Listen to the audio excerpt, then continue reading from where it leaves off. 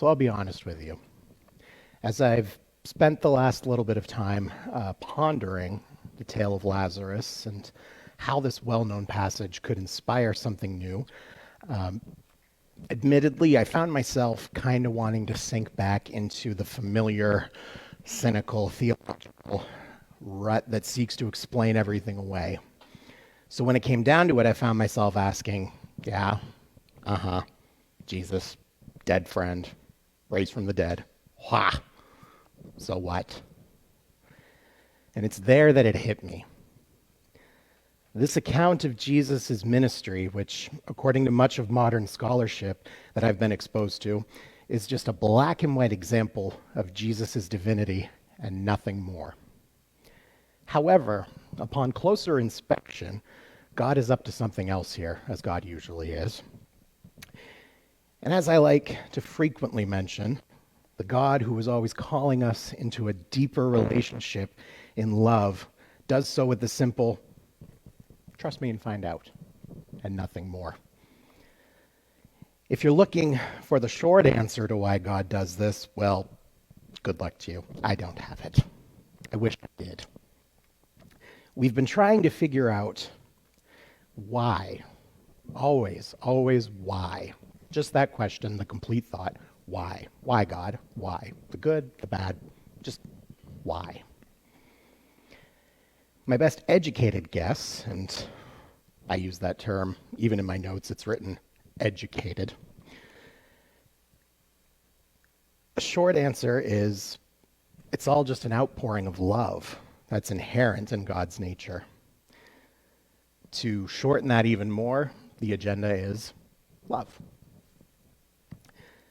The rest is what can only be called mystery in our language.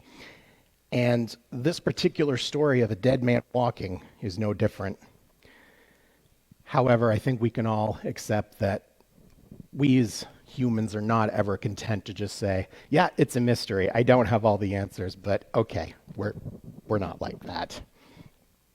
That's apparent from the early discontent of a childhood bedtime story with a cliffhanger, right up to the never-ending need to explain the why that I mentioned just a minute ago.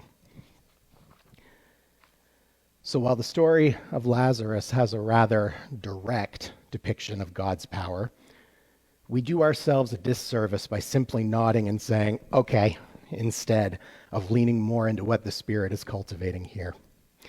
Lazarus is further evidence of a God who pushes God's light through every crack and seal that we as humans erect.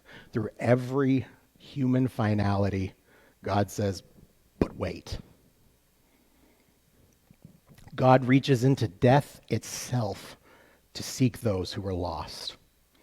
God reaches into the tombs we ourselves erect in our hearts and minds and says, come out.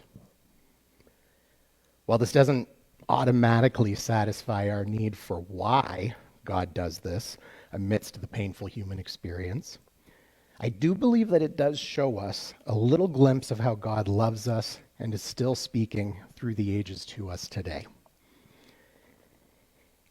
If we were to simply look at the account of Lazarus being raised from the dead as a miracle of Jesus of Nazareth's ministry and ignore the very human side of the story, we'd miss out on just how much God deeply loves us and how it's being depicted here. To simply give Jesus the superhero treatment here that leaves those seeking something deeper empty-handed is a huge disservice. Now, by superhero treatment, many of you may know how Jesus is sometimes depicted as, well, a superhero comes flying in, not guns blazing, it's the expression, comes in, does the thing, leaves. And it's, where's the connection? Where's the relation in that depiction?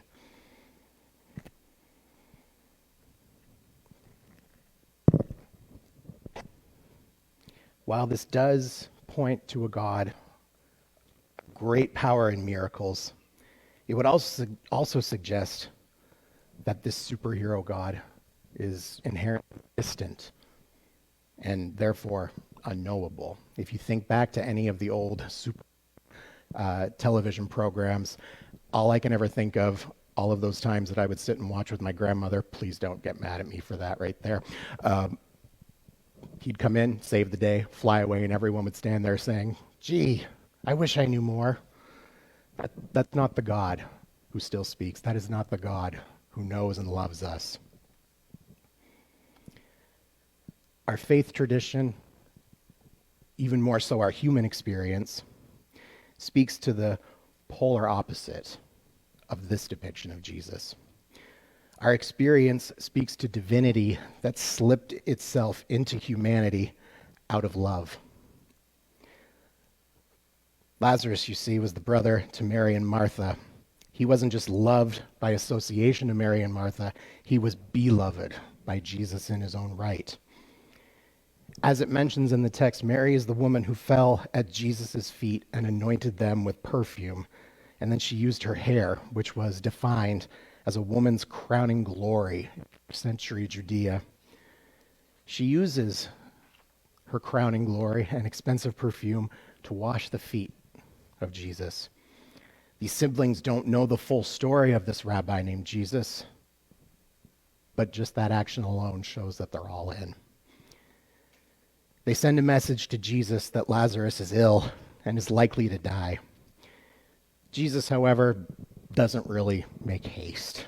He waits a further 2 days before heading out. And upon further research, I came to discover in the ancient world, many non-Jewish religions and belief systems and cultures believed that the soul hovered over the body for 3 days. So Jesus traveling on the fourth day tells the original first century audience he was really making sure that his beloved friend Lazarus had passed away. This was to give the original readers that very, very finality. Even as he readies for the journey, the disciples try to dissuade him. They remind him that the people where Lazarus is became angry the last time he was there, and they tried to stone him. Jesus basically says, well, wherever we go, God goes with us. We're bringing the light. When they arrive, Martha goes out to meet Jesus and the disciples. Amidst her grief, she says to Jesus, had he come sooner, her brother would still be alive. How often have we been the Martha, lost in pain and anger and agony over the loss of someone or something? Even after this outcry, Martha knows in her heart of hearts that God is present. The light that shines in the darkness cannot be overcome. She says, even now I know God will give you whatever you ask of him. Mary then comes to Jesus as well. And this is where we encounter the shortest verse in the Bible, but I would argue one of the most significant in the Bible. When Jesus is faced with the crushing reality and loss of his beloved friend, what does he do? Jesus weeps. He mourns alongside those he loves. We are known fully and loved fully by a God who doesn't look upon our pain and suffering as some sadistic divine test of devotion. Rather, we are called into a loving embrace by a God who enters into and bears suffering alongside of us. I would even argue we're not just called into, we are pulled into a loving embrace. If I could, I'd like to share a little bit from one of my favorite memoirs entitled Pastrix, written by a Lutheran pastor named Reverend Nadia Bolz-Weber. If you are not familiar with her, I highly recommend that you familiarize yourself with her and her story. So in her memoir, Pastrix, the cranky, beautiful faith of a sinner and saint, she recounts her faith journey in its many different ways and shapes and forms, and the long road of alcoholism and addiction that led her to where she is now serving in the Evangelical Lutheran Church of America. I'll give you a little disclaimer as well. If you are familiar with Pastor Nadia, you know that she has about this much filter. And for her ministry, that's what's endeared her to the people that she ministers to. So just giving you a heads up, I have PG-ified the excerpts that I'd like to share, but I have left a little bit of the original language just to give you the context. So in Pastrix, Nadia documents the time in her seminary education known as CPE, Clinical Pastoral Education. If you can't tell by the tone of my voice, I too have gone through clinical pastoral education. Yeah, I'll leave it at that. I have gone through it. So, after this wonderful educational experience, something happened in Nadia's experience. All I can say is jealous, a little bit, sort of. But then again, if I start now, I will just keep going and going. My clinical pastoral education, when they say be ready for anything, they mean it. I'll leave it at that. I could write a book on those. So, Nadia says that on one of her first days at a busy hospital in downtown Denver, where she was interning as a chaplain, she told the floor nurse that it seemed like everyone around her had a job but her. The nurse looked at her and said, "Your job is to be aware of God's presence in the room while we do our jobs." I got to work with little children in my clinical pastoral education. Not that. So that job description right there, it's kind of a... Ugh. So during her time there, this all happens during Holy Week. The Tuesday of Holy Week, I was sitting on the windowless chaplain's office filling in my paperwork when the ER paged me. I had just remembered that my kids' Easter baskets would be empty on Sunday if I didn't remember to stop by Target in the next couple of days. When I got to the ER, things felt different, quiet. On the table was a 31-year-old DOA, dead on arrival. She was killed when she stepped out of her car on the highway. Her 2-year-old and 5-year-old sons were in the minivan. "They are unhurt, but we need you to stay with them until the other family can arrive," I was instructed. They were unhurt. Right. I took the boys hand in hand to pediatrics, where there are toys and TVs. We found some trucks to play with on the floor, and as I scooted the red fire engine back and forth over the cheerful linoleum, I was aware that for the rest of these boys' lives, this would be the day that their mom died. This would be the day that their mom was taken from them before they could really even know who she was and before she could love them into adulthood. I'm not sure what else I could have given them but juice boxes in my time. 2 hours later, when their extended family showed up, I almost offered to buy their Easter baskets. I was the chaplain, but I didn't have answers for anyone. I'd bring people water, make some calls for them, keep bugging the doctors to provide more information. But words of wisdom, I had none. I just felt the unfairness of it all. I felt the uncontrollable terror of loss, the finality of someone never having a parent again. And yes, I was aware of God's presence, but I wanted to slap the hell out of him or her for it. You hear a lot of nonsense in hospitals and funeral homes. God had a plan. We just don't know what it is. Maybe God took your daughter because he needs another angel in heaven. But when I've experienced loss and felt so much pain that it feels like nothing else ever existed, the last thing I need is another well-meaning but vapid person saying that when God closes a door, he opens a window. Later that week, when Pastor Nadia was sitting in the back pew of her husband's church that he was pastoring at, she recalls the choir at Matthew's church sang that Good Friday, 3 days after I had sat with 2 small, motherless boys on a hospital floor. I sat in the back pew and listened to the beautiful Latin and ancient melody coming from the voices of the people before me. When the reading of the Passion began, the account of the betrayal, suffering, death of Jesus, I listened with changed ears. I listened with the ears of someone who didn't just admit and want to imitate Jesus, but had felt him present in the room where two motherless boys played on the floor. I realized that in Jesus, God had come to dwell with us and share our human story, even the parts of our human story that are the most painful. God was not sitting in heaven looking down at Jesus' life and death and cruelly allowing his son to suffer. God was looking down on the cross. God was hanging from the cross.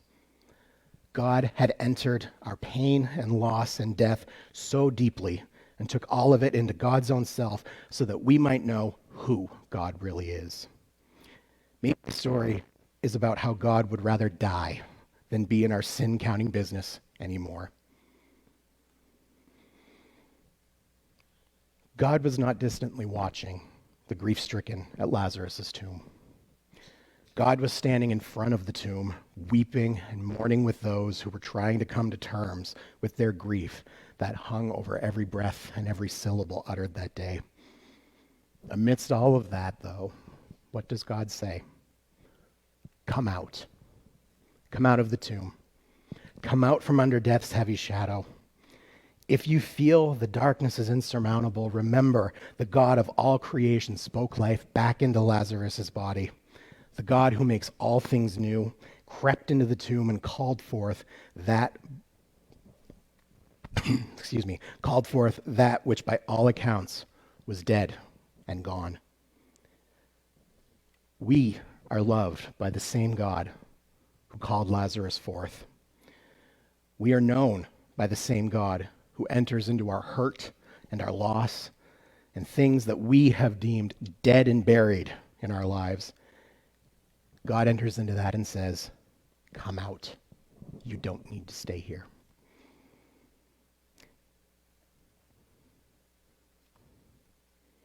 If you were here the last time I shared a little bit of my own story, and the phrase coming out for me and folks of my community, it's pretty self-explanatory. But for years, I found myself not wanting to come out.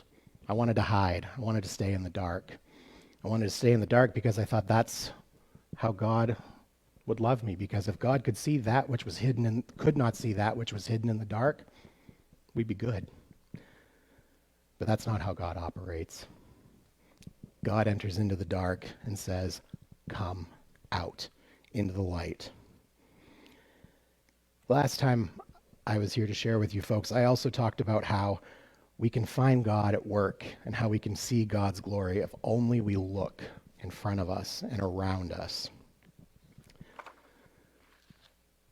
So going forward this week, not only would I challenge you to see where God is at work, spend time with God and ask, where can I let the light in?